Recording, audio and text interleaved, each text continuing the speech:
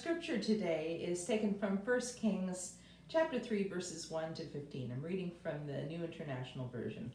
That's when Solomon asks for wisdom. Solomon made an alliance with Pharaoh, king of Egypt, and married his daughter. He brought her to the city of David until he finished building his palace and the temple of the Lord and the wall around Jerusalem.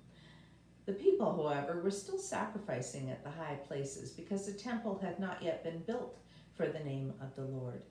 Solomon showed his love for the Lord by walking according to the instructions given to him by his father David, except that he offered sacrifices and burnt incense on the high places. The king went to Gibeon to offer sacrifices, for that was the most important high place, and Solomon offered 1,000 burnt offerings on the altar. And at Gibeon, the Lord appeared to Solomon during the night in a dream, and God said, "Ask for whatever you want me to give you." And Solomon answered, "You have shown great kindness to your servant, my father David, because he was faithful to you, and he was righteous and upright in heart. You have continued this great kindness to him and have given him a son to sit on his throne this day.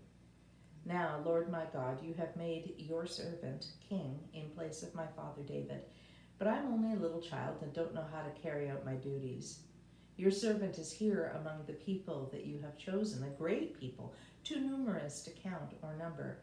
So give your servant a discerning heart to govern your people and to distinguish between right and wrong. For who is able to govern this great people of yours?" The Lord was pleased that Solomon had asked for this. So God said to him, "Since you have asked for this, and not for long life or for wealth for yourself, nor have you asked for the death of your enemies, but for discernment in administering justice, I will do what you have asked. I will give you a wise and discerning heart, so that there will never have been anyone like you, nor will there ever be.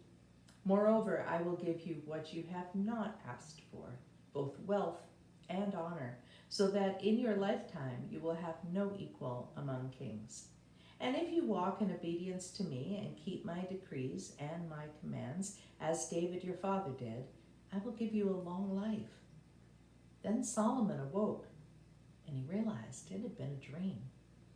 And he returned to Jerusalem, and he stood before the ark of the Lord's covenant and sacrificed burnt offerings and fellowship offerings, and he gave a feast for all his court.